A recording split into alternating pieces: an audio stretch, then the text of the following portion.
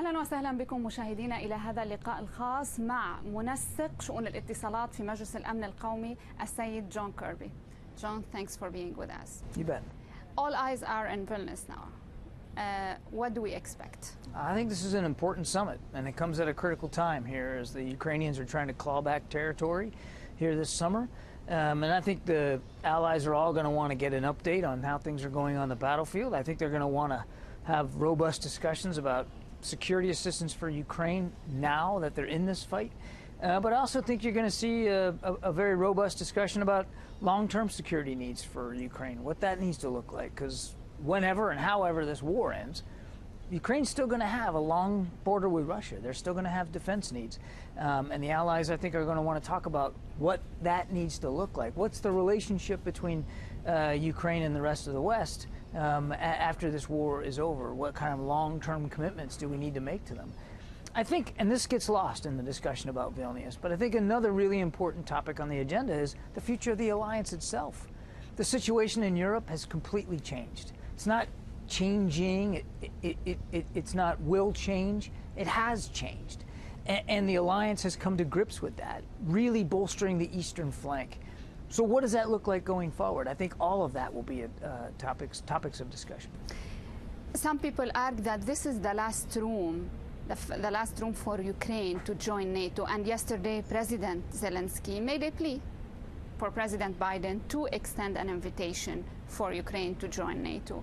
Well, are you extending an invitation for Ukraine? Remember, it's not the United States who gets to invite a nation into NATO. The alliance does that. We support the open door policy for NATO. We support dialogue and discussion between any potential member and the alliance itself. And, you know, that's going to have to be a discussion that Ukraine has with the whole alliance.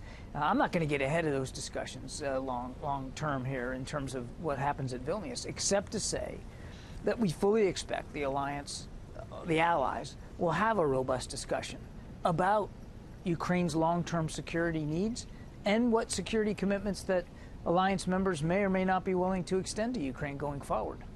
But do you support extending the invitation now? He made the plea for President Biden, not other leaders. He said he is the leader of the world. I understand the comments. It's not up to President Biden. It's up to the alliance.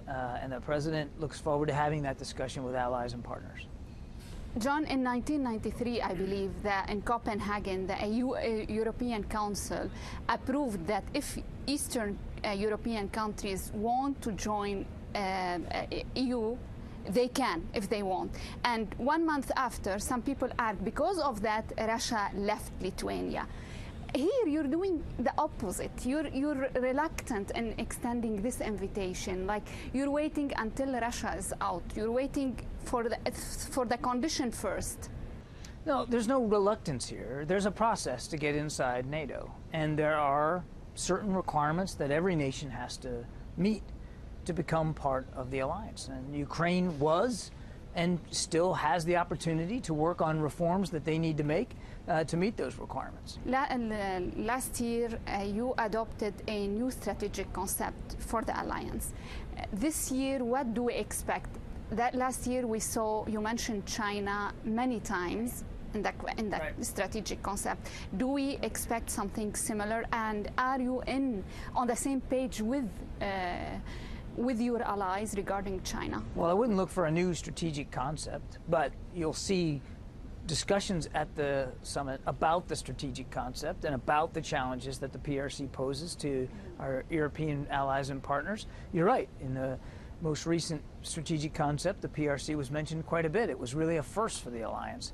And many of our allies still have legitimate security and economic concerns about PRC behavior.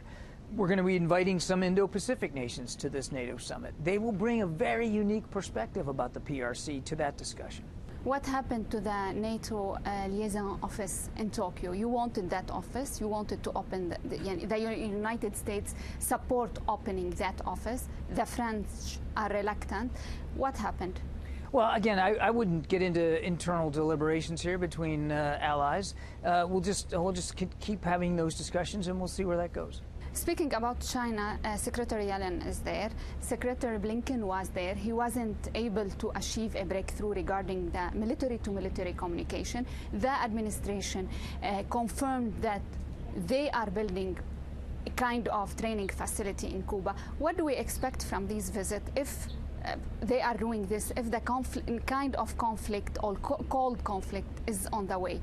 Yeah, the worst time to not have communications with another power is when there's tension and when there's the potential for conflict and miscalculation, which is why we want the military-to-military channel of communication back open.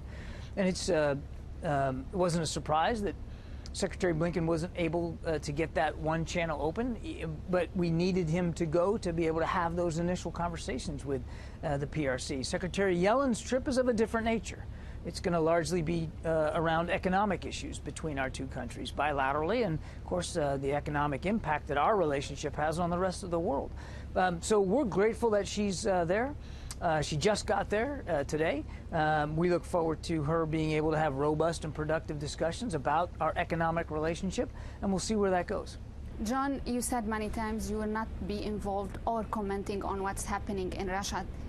I'm talking here between Russia and Wagner Group. But Russia is not a marginal country. They have the biggest nuclear arsenal.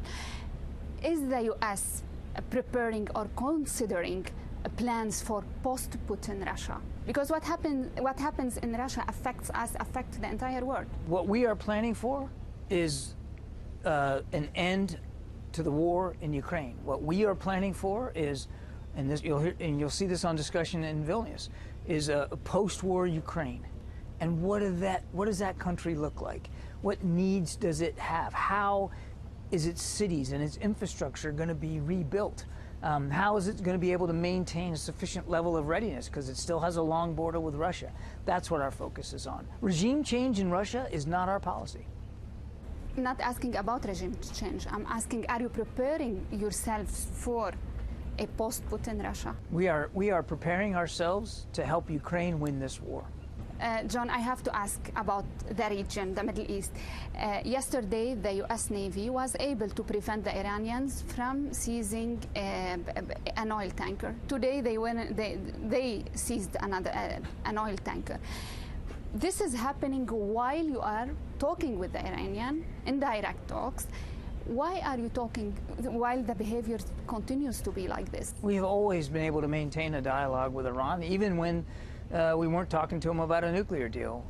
For instance, we talked to the Iranians on a routine basis about getting wrongfully detained Americans back home. The fact that that they are behaving in such an irresponsible way doesn't mean that you turn off communications. I mean, you and I were just talking about the PRC and how important it is that when things are tense, that you are able to have lines of communication open. So the fact that there are lines of communication open with Iran is not a bad thing, it's a good thing. That doesn't mean, though, that just because you're talking to somebody, that they're not going to continue to behave in ways that you might object to.